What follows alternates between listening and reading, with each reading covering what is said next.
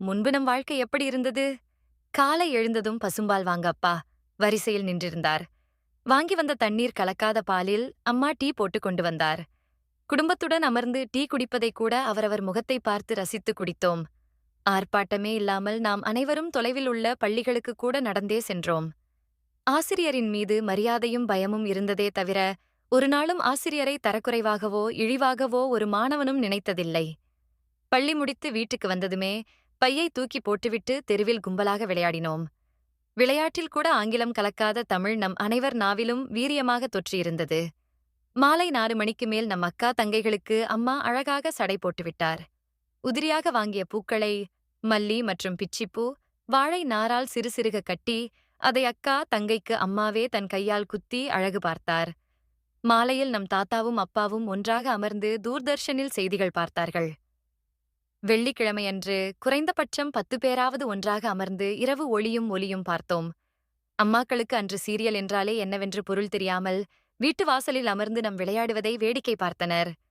ஊற வைத்த அரிசியை ஆட்டுக்கல்லில் போட்டு அம்மா இட்லிக்கு மாவை அரைத்தார். அதிகபட்ச அப்பாக்களுக்கு சிகரெட் மற்றும் குடிப்பழக்கம் இல்லாமல் இருந்தது. ஞாயிற்றுக்கிழமை மதியம் தூர்தர்ஷன் மாநில மொழி திரைப்படத்தில் தமிழ் படம் வராதா என ஏங்கியிருக்கிறோம்.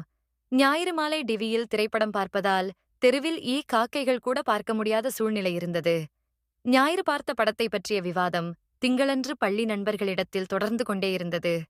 உறவினர்கள் வீட்டிற்கு வந்தால் அவர்களுக்காக வாங்கிய குளிர்பானத்தில் நமக்கும் கொஞ்சம் தருவார்கள் என காத்து கொண்டிருந்தோம்.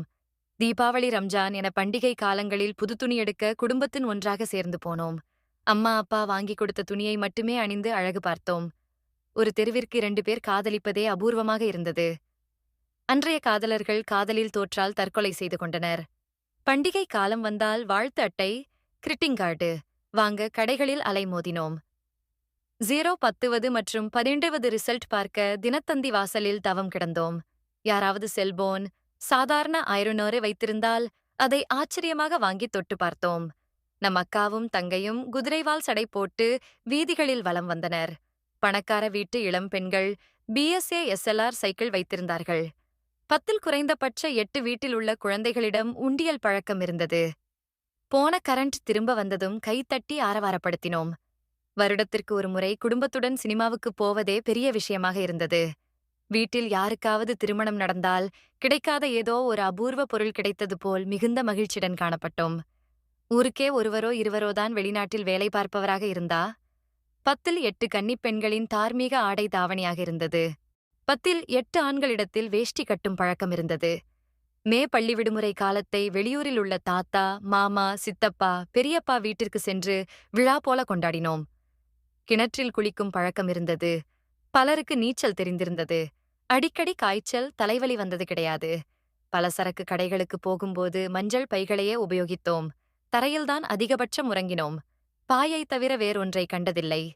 12 மணி நேரம் உழைத்தாலும் உடலில் வியர்வை நாற்றம் வந்தது கிடையாது.